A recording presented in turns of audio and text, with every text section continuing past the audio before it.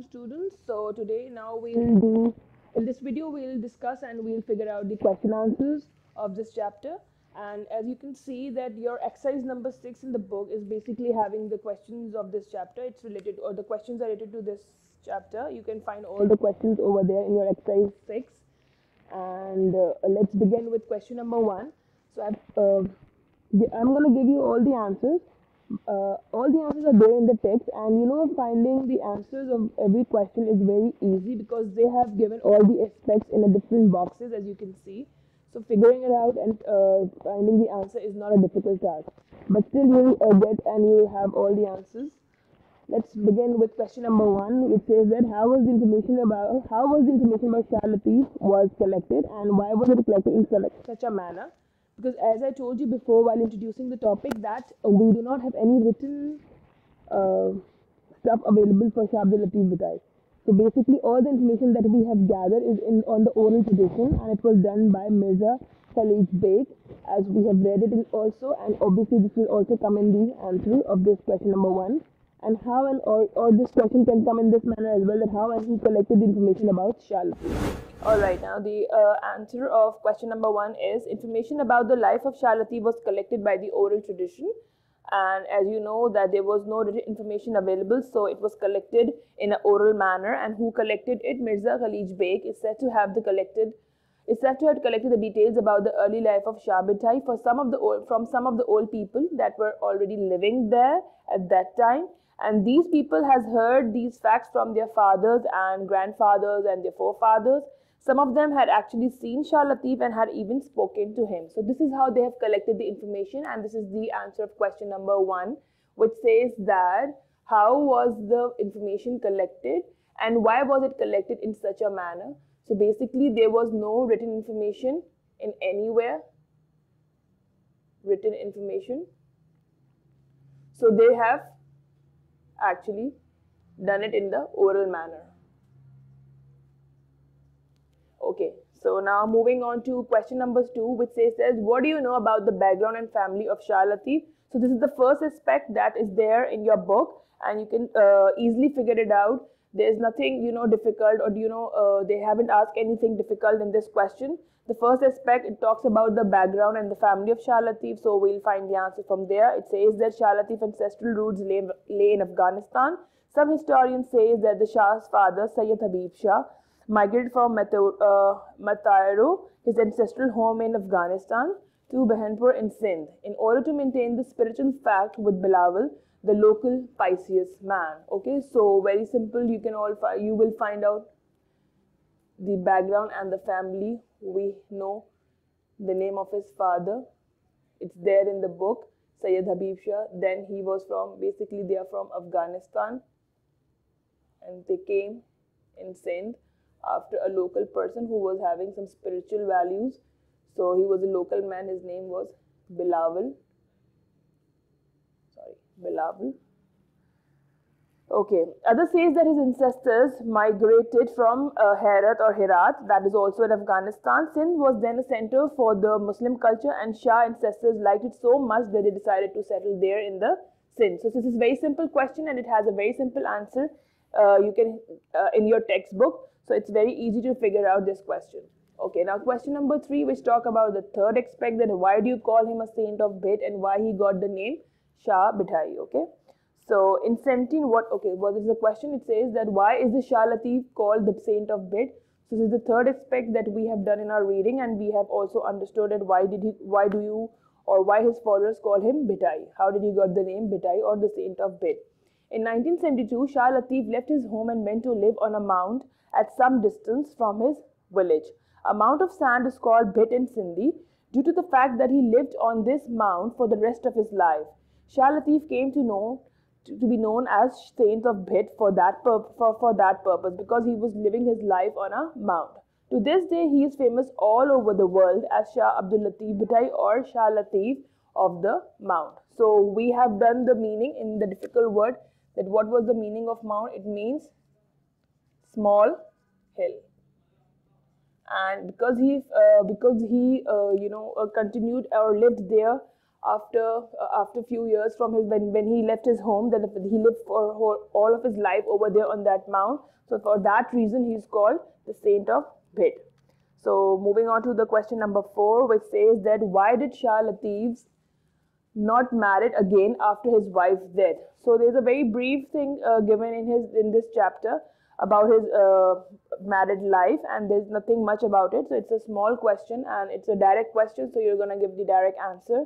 Like in 1713, Shah Latif married with Bibi Saida Begum. His wife died at an early age, and Shah never married again. Instead, his heart turned more and more towards religion. He felt restless and found it difficult to live normal domestic life. So from here you can see that he was already a keen learner.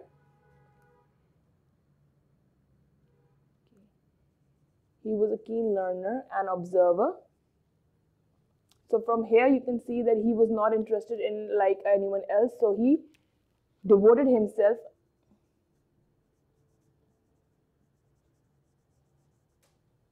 towards Allah Ta'ala, as he was restless after his wife's death. So when did he found peace, and when did he found contentment? When he devoted himself, or when he submerged himself into the reading of Holy Quran and Hadith. And that is why this is also reflected, all these things are reflected in his poetry also. So that is why he has the spiritual feeling rather than having the materialistic feeling. He has no concern with the material aspects of the society or with the people around. Okay, now moving on to the question number 5, which says that why did people become Shah Latif followers? Okay, obviously when somebody is so pure and when somebody is so simple, so people start liking and they devote themselves. What happened over here is exactly the same case. People start liking and believing in him because he was simple and pure.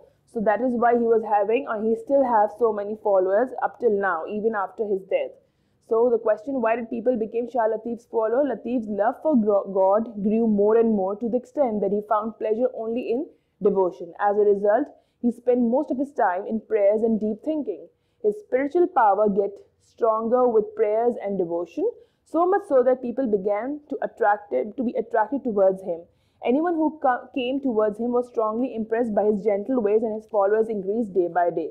So his nature actually made him have so many followers. So we can write it down that his nature, that is, he's being kind, he was gentle. So this helped him achieve many followers. Okay, now question number 6, which talks about why does Shah Latif's poetry and work tell us about, what does Shah Latif's poetry and work tell us about his knowledge and skill? Okay, obviously we have read that his work was, we can see that it has been portrayed in his poetry, his life, his personality. You can see the reflection of all these things in his poetry. So obviously we know that his poetry, what does his poetry tell us about? It gives about his knowledge, that how is he as a person and how does he believe that the world should be, and his skills that we already have, that is the gentleness and tenderness and sensitive nature. We can always see that in his poetry. So Shah Latif's poetry tells us about his delicate, tender and sensitive nature. This is reflected in his poetry as well. He was a poet of people, so he wrote in the language of a common man. He mentioned many places in his poetry, which shows that he had an immense knowledge about the world. Obviously, he was a keen learner, he was an observer, he was a self-taught man, he was a self-educated person.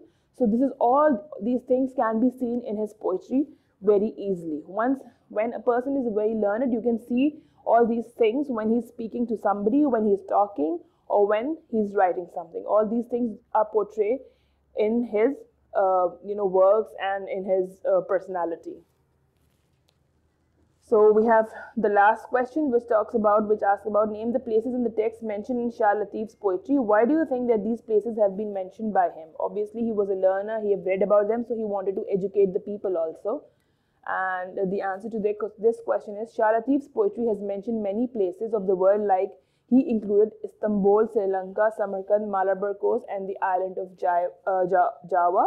And why do you think this is your opinion? This is an opinion-based question, so there are so many things that you can write about, because you wanted to have, to give the knowledge, or to tell the people about the love that has been mentioned, love for humanity. Why do you think that he prayed? Yes. He wanted to educate people that there is a world other than they are living in, and there are good people, or the Pisces people are also living there, like we have read that he have also read about Jalaluddin Rumi. So this is all it's opinion based question, so you can give a very simple answer to that. So obviously because he had the knowledge, so he wanted to express or expand his knowledge by telling other people, or by telling his followers. So this was the whole question answer session, and I told you that these question answers are there in your exercise number 6 of the book.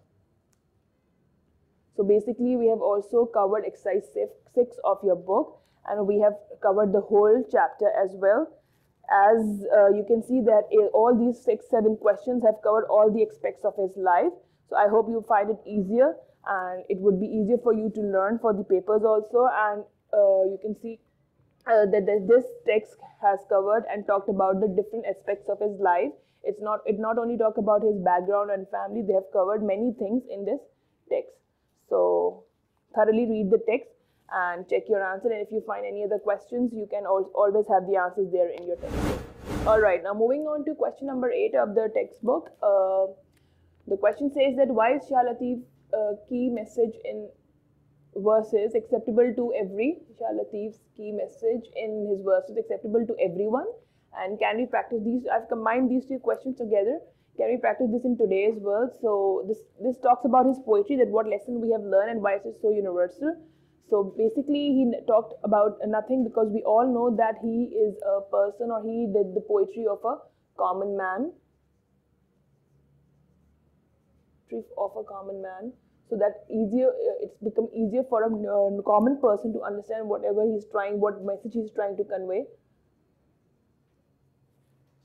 So his spiritual, okay, let's move on to the answer. His spiritual and mystic poetry carries a message of love, which makes it universal and acceptable to the entire human race. Basically, actually talked about love for the human race, for the humanity. So it's all universal, it's acceptable everywhere, in every society, in every religion.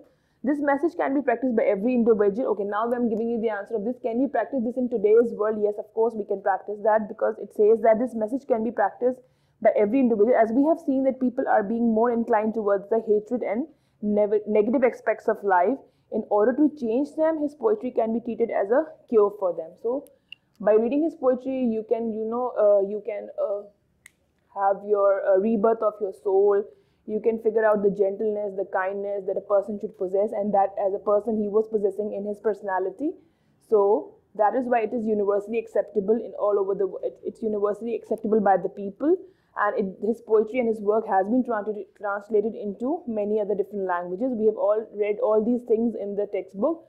So now you can see that I have compiled, the question have compiled basically the whole text.